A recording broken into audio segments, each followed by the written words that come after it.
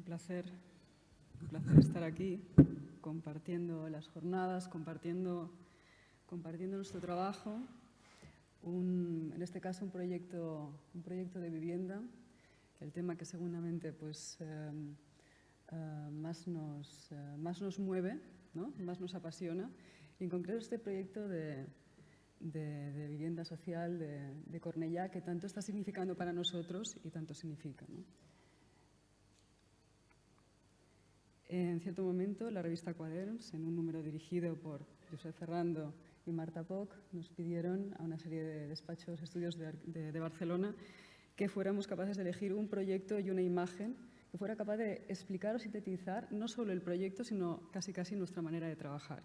Entonces, el edificio no estaba construido y construimos esta imagen, ¿no?, donde se explica perfectamente que nuestros proyectos empiezan esencialmente desde el interior y especialmente en este, y desde plantearse una manera de habitar, en este caso a través de esta secuencia de habitaciones comunicantes, ¿no?, donde por el atrecho intuimos que la cocina ya está en el centro, que va a ser la pieza neurálgica de la casa, y donde es tan importante lo que vemos como lo que no vemos, ese espacio construido en off, en el fuera de campo, que nos parece fundamental en la vivienda social porque de alguna manera permite al usuario, al habitante, tener la sensación de que vive en una casa más grande de lo que físicamente mide, ¿no?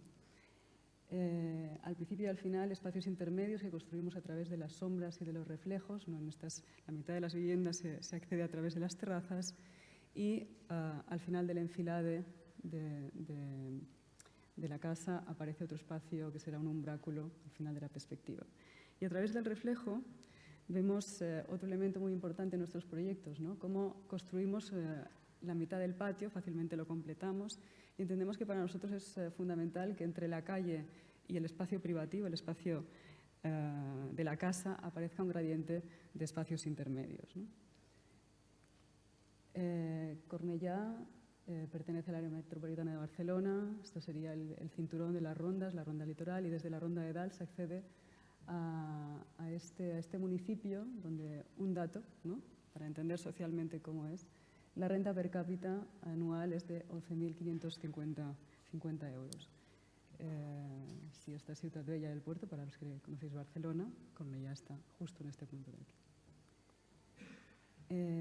Un entorno, un cambio de tejido que explica perfectamente este plano entre un ensanche y una zona de polígono, ¿no?, de lo que es el barrio de Sant Ildefons, y justo en medio un edificio en el que he de decir que la normativa predeterminaba la forma del edificio, la edificabilidad y el gálibo normativo coincidían al 100%, con lo cual nosotros como arquitectos no había una interpretación, no había una libertad volumétrica. Las alineaciones, la profundidad, la dimensión del patio venía totalmente predeterminada. Sant Ildefons es un barrio que nace y se consolida en los años 60 con una asociación de vecinos, con una lucha digamos obrera muy activa, que en los años 80 se degrada por la droga y que ahora vuelve a recuperar los niveles de violencia y de delincuencia de aquellos años, con lo cual esto de alguna manera determina o va a influir en el proyecto.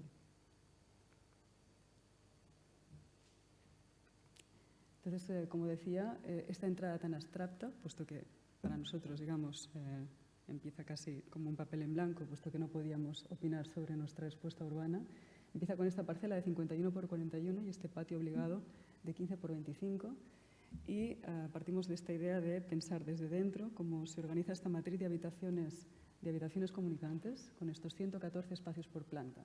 Y para decidir la dimensión de la habitación, un poco nuestros referentes, como siempre la casa japonesa, por su neutralidad, por su flexibilidad. La habitación de 8 tatamis, una habitación que, como sabéis, la casa japonesa, el nombre de las habitaciones no tiene que ver con el uso, sino el número de tatamis que inscribe, ¿no? Una misma habitación permite distintas actividades a lo largo del día, por tanto su reprogramación, de la misma manera que una misma actividad se puede desarrollar en distintas habitaciones. Y desde la más flexible, entendida como la más ambigua, la más polivalente, a la más condicionada, ¿no? Una de las variantes de la cocina de Frankfurt, de Grete Lisotzky, ¿no?, de esos movimientos taylorizados, o la habitación para pensar de la Petit Cabanon, ¿no? De ahí sale nuestro 360 por 360 y esos casi 13 metros cuadrados que nosotros consideramos que en una vivienda social es el logro de la flexibilidad. Entonces ya se intuye el anillo de espacios servidores, las agregaciones de 4 y 5 viviendas por rellano, con ventilación cruzada, y la estructura que planteamos en el concurso, donde esa habitación de 360, esa crujía, era como muy adecuada para la estructura de madera. Y de esta planta, yo creo que lo que más seduce es que es difícil distinguir dónde empieza o dónde acaba la tipología, dónde acaba la agregación, o distinguir los límites entre las 18 viviendas por plantas que hay, ¿no? O el darse cuenta que la escalera pues, de alguna manera se diluye dentro del orden de la planta. Una planta aparentemente muy rígida, pero que, como veréis, luego ofrece muchas maneras de habitar. Una planta, por otro lado, muy precisa, pero a la vez muy imperfecta. Ayer también se hablaba, ¿no?, sobre el rigor y sobre la precisión. Entonces, casi que la clave de esta planta es cómo gestionar esa imperfección, ¿no? Cuál es el punto más crítico de la planta y dónde están los grados de libertad. Y si os dijera, si tuviese que señalar un punto, cuál es aquel más determinante, pues sería este punto de aquí, ¿no? Cómo en el momento en que aparecen las tipologías de 2 habitaciones, las tipologías más pequeñas, hay que entrar y las medidas de los baños y de los accesos condicionan la planta. Como somos muy sistemáticos con el trabajo, todas las cocinas tienen que ser iguales. Esa es la clave de la estandarización, esa es la clave de lograr la viabilidad económica. Todas las cocinas son iguales, todos los baños, con lo cual los grados de libertad de la planta están en el anillo exterior y básicamente en estos ámbitos de aquí, en las franjas centrales, donde podemos ajustar las medidas siempre alrededor de esos 13 metros, que nunca son perfectos, ¿no? Y que, sin embargo, permite todas esas posibilidades de habitar. ¿Y cómo trabajamos? Pues superponiendo, ¿no?, en ese proceso que desde el anteproyecto al ejecutivo vas tantas veces adelante, tantas veces atrás, y donde esa imperfección hasta llegar al rigor y la precisión y la toma de todas las decisiones con la coherencia, ¿no?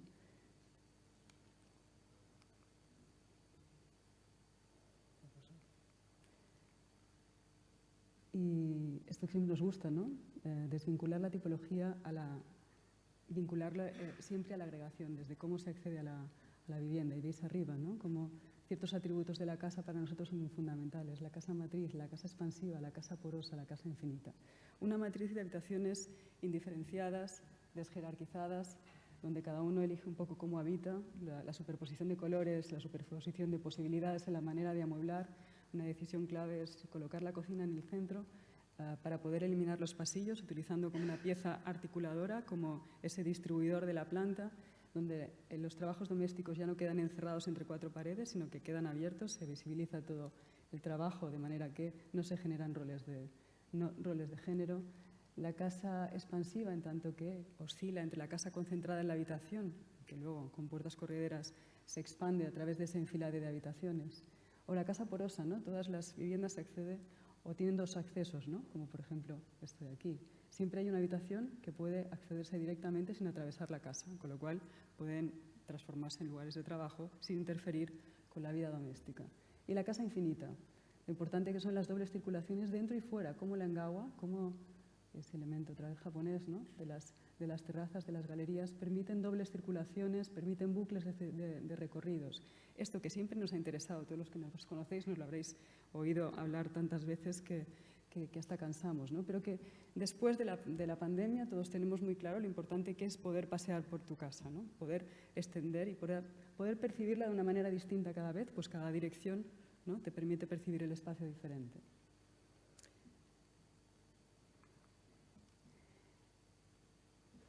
Y la perspectiva de género, ¿no? Como decía antes, es un lugar donde hay una percepción de inseguridad, ¿no?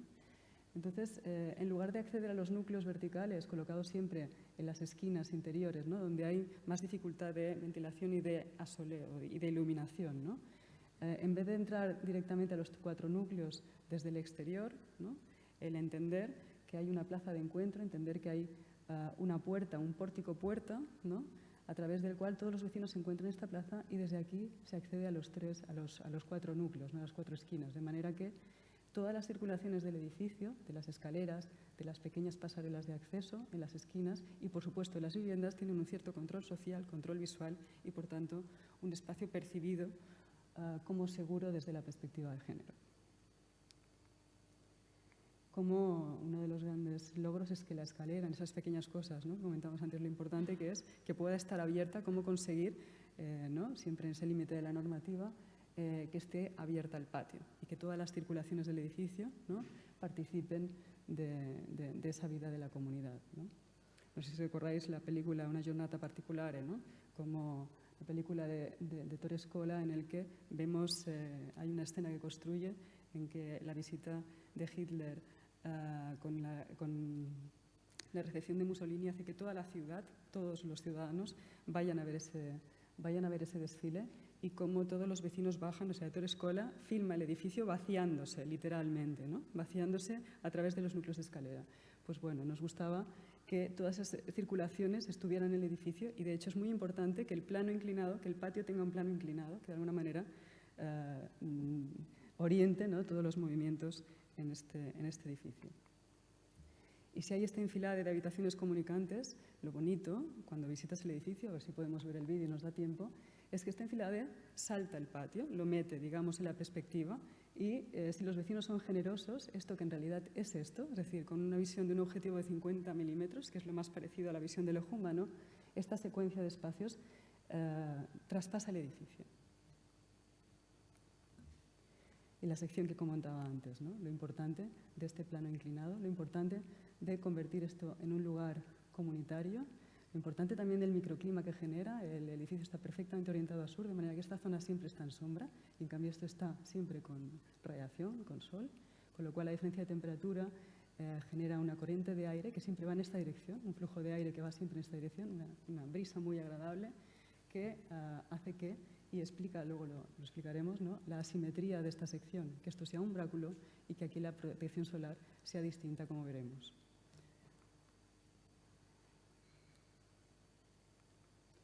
Un poco, bueno, la memoria del lugar. En el edificio, justo en el emplazamiento, había un cine que se derribó para construir el edificio. Es un derribo que fue muy polémico. El ayuntamiento, ¿no? Hace este equipamiento que coloca debajo del edificio con uso audiovisual y las mínimas plazas de aparcamiento, digamos, normativas, ¿no? En planta baja, local, equipamiento, y esta idea de la puerta, ¿no? Este patio lo teníamos muy claro que lo íbamos a dar a los vecinos con esas 4 puertas dentro de la gran puerta de escala urbana. Y el espacio comunitario, que también de alguna manera ese vaciado también venía determinado, como decía antes, por el volumen normativo. Y ahora voy a hacer un recorrido que voy a ir un poco rápido, pero lo importante es que José explique la parte técnica, que es el gran mérito del edificio, que es esta idea de puerta. Nos preocupaba cómo tenía que ser este lugar. En cualquier decisión en un espacio o en un entorno hostil es doblemente hostil, con lo cual el hacer aquí una reja nos preocupaba, y cómo con la misma material de edificio, con los mínimos materiales, construir que pareciera mucho más un velo que una reja, ¿no? Y en función del escorzo, de la distancia, de la proximidad, va cambiando la percepción, ¿no? Como ya desde dentro prácticamente el velo desaparece y es esa ventana, ese espacio de interactuar el edificio con la ciudad.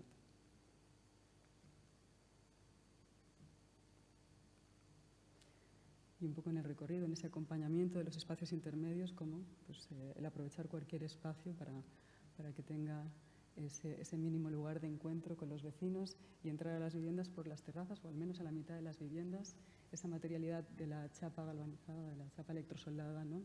De la malla electrosoldada, que es omnipresente, que resuelve todos los elementos, no solo las barandillas, sino también nos preocupaba esta relación de proximidad de esos 15 metros, de esos 25 metros del patio, y que por tanto podía ser soporte de vegetación o algo que construyera un filtro entre vecinos, ¿no?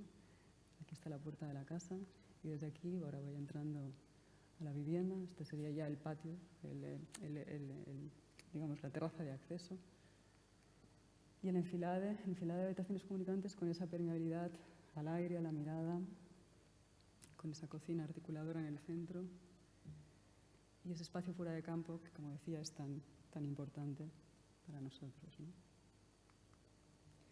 Y una piel que cambia en función de la hora del día, ¿no? Que a contraluz, por ejemplo, los toldos tienen más presencia, se ven más los aleros, en cambio cuando está a pleno sol, coge mucha más presencia la piel de la malla, ¿no?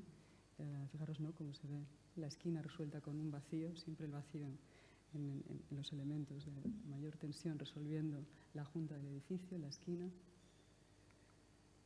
Y como este espacio lo pensamos como un umbráculo, ¿no? Teníamos medios activos que solucionaban de una manera muy eficiente el invierno. Nos preocupaba el verano, el tema de evitar aquí una refrigeración activa, y pensamos este lugar, no es casualidad que esto sea blanco y que sea una fachada ventilada, para evitar como el sobrecalentamiento y el conseguir en las partes móviles colocar la persiana Barcelona, en las partes fijas colocar esta malla de sombreo que nos permitía además un elemento desde dentro de intimidad, de protección de vistas, pero a la vez el paso del aire, ¿no? el garantizar el paso de la ventilación.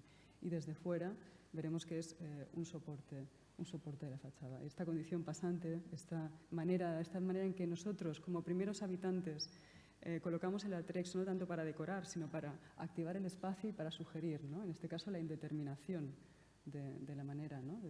de cada una de las habitaciones. Y evidentemente, y las dobles circulaciones, ¿no? La capacidad de esa casa infinita.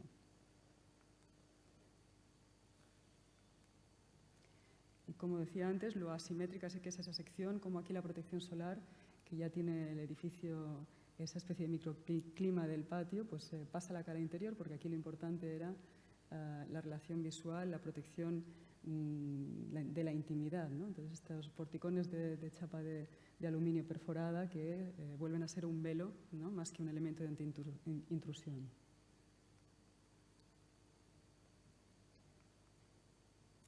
Y esos recorridos que buscamos siempre en los edificios, siempre que podemos, ¿no? Bucles de circulaciones también, lo mismo que pasa a escala de la vivienda, a escala del edificio, ¿no? Subo por un lado, bajo por el otro.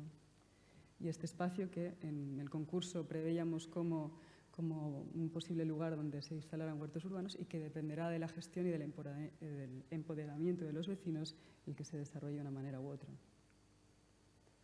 Una marquesina que le quitaba altura al patio y mejoraba el asoleo del patio. Y bueno, ya estoy, digamos, bajando hacia el vestíbulo.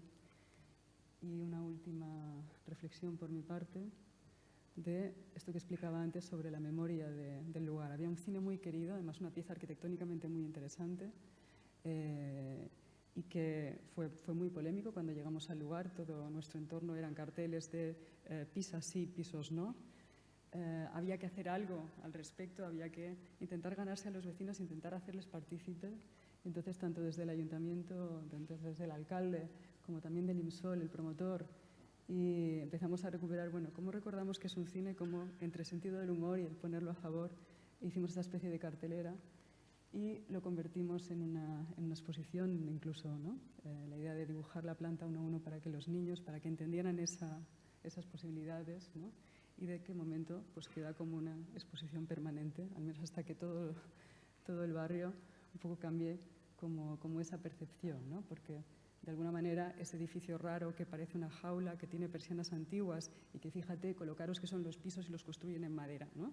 Esos eran los comentarios de la gente, la típica escena de la gente mayor apostada al otro lado de la valla, ¿no? De alguna manera queríamos pues, que se sientan orgullosos del edificio, que lo entiendan y a partir de esa idea de cartelera entender los mensajes, entender las ventajas o los valores que tiene este edificio.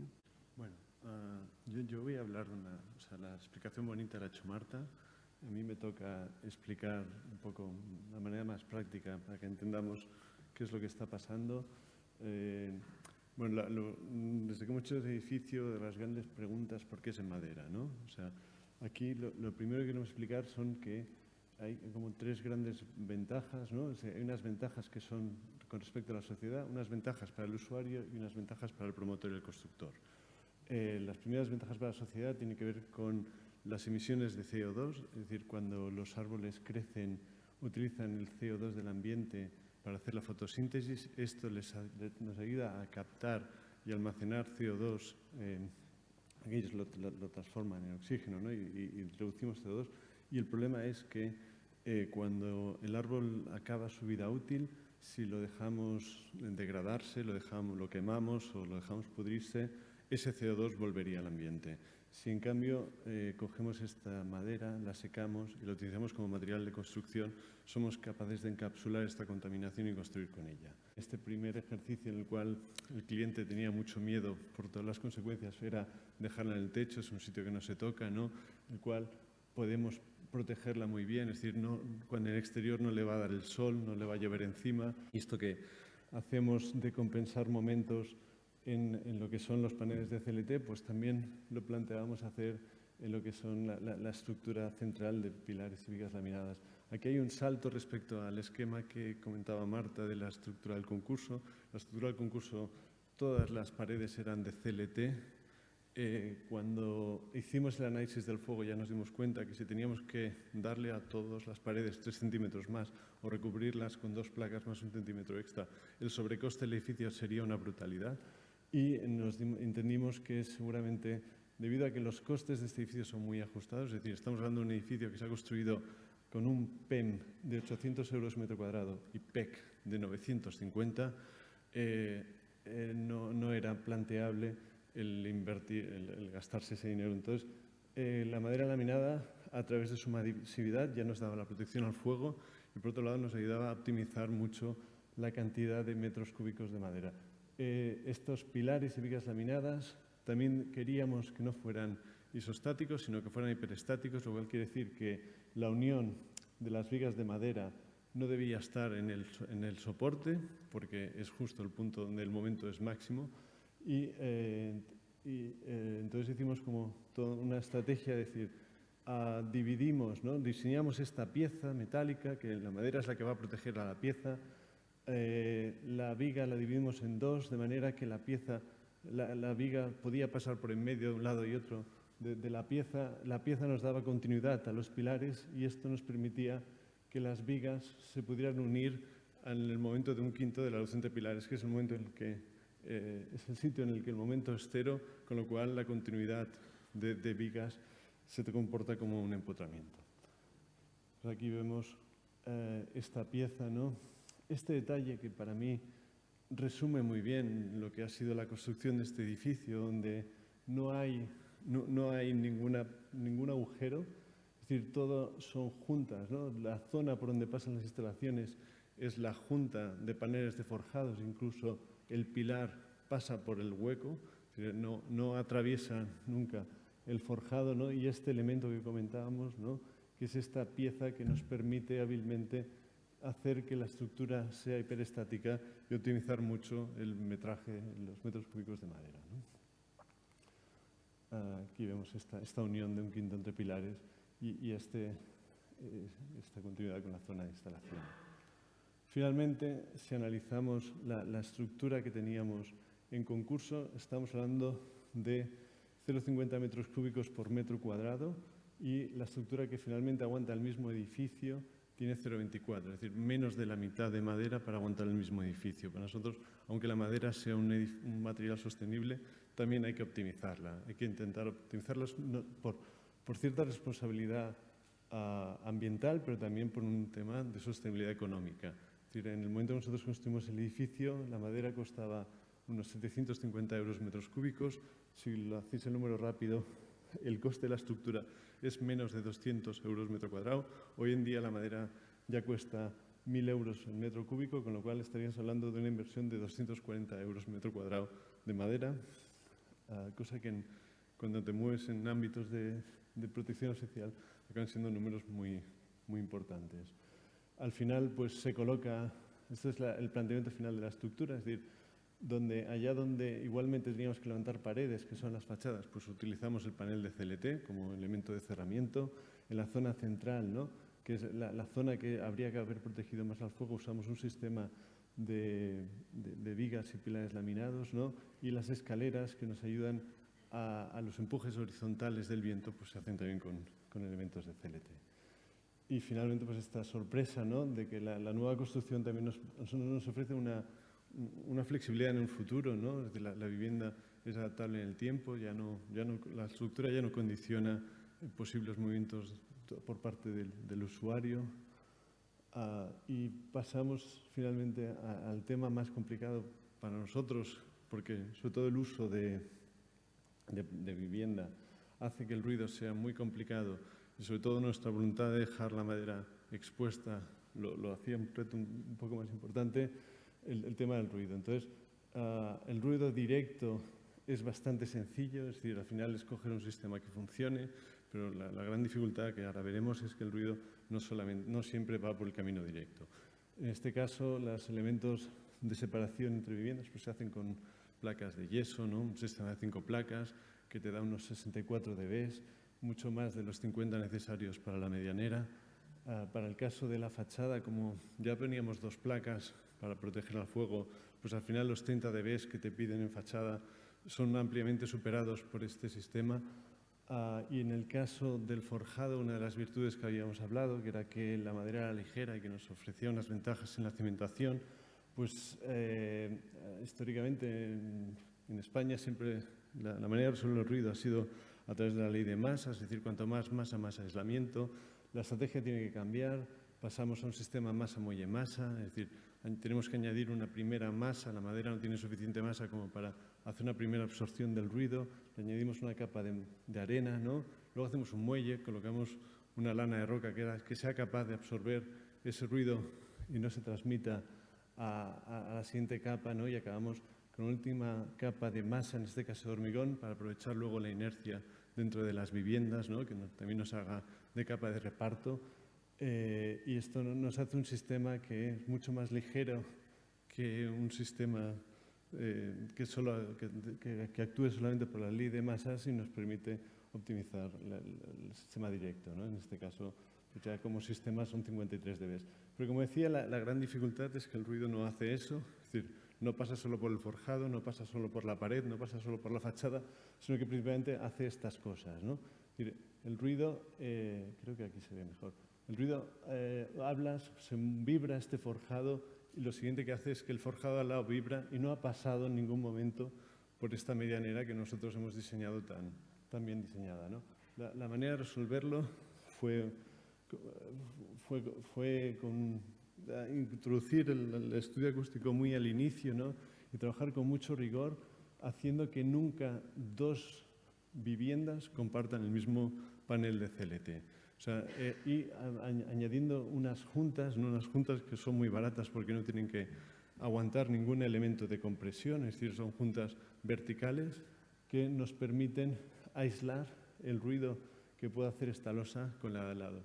Pero igualmente, como lo que estamos es dejando visto un elemento estructural, hay unas ciertas continuidades, ¿no? Es decir, alguien habla en este espacio, se mueve este forjado, vibra la pared de fachada, esta pared de fachada hace vibrar este forjado de aquí abajo y al final vuelves a tener un puente acústico, ¿no? Al final, analizándolo con nuestro acústico, nos dimos cuenta que cada vez que el ruido pasa por una arista, es decir, una arista significa que el ruido tiene que girar 90 grados, pierde un 30% de eficacia. Si entre 2 lugares que teníamos la madera expuesta siempre teníamos 2 aristas, el transmisor por un flanco desaparecía. Es un poco, al final, hay maneras de resolverlo con una serie de bandas, que esas son más caras porque tienen que aguantar la compresión. Nosotros no nos lo podíamos permitir por el tipo de edificio que era y al final la manera de resolver la acústica tiene más que ver con la geometría que no con la química. Y finalmente aquí vemos este rigor que hablábamos al principio, ¿no? de esta separación, ¿no? De paneles de CLT. En el caso de la zona de instalaciones ya está separado, con lo cual no hace falta poner la junta, ¿no? Aquí vemos un poco estas juntas, ¿no? Estos elementos de aquí, la zona de instalaciones en la otra dirección. Y aquí podemos acabar pues, viendo esta relación de elementos del proceso de construcción y el proceso de acabado, ¿no?